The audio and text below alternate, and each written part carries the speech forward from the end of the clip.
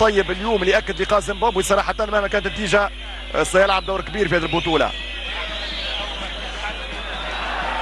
ممكن من الفرق اللي اقنعت في هذه البطوله في الايام الاولى مع المنتخب المغربي خاصه، والهجوم معاكس الان خطيره لانه 2 ضد 2 الان 2 ضد 2 يمشي حسين عيشو يدخل حسين عيشو خطيره جدا والهدف الثاني للفريق الجزائري كونتر اتاك. يدخل حسين عيشو في وسط المناطق المصريه ما فيش ولا تغطيه، والهدف الثاني من حسين عيشو. 2-1 للفريق الجزائري. الفريق الجزائري يمر بهدف ثاني عن طريق اللاعب حسين عيشو رقم 22 بالفعل.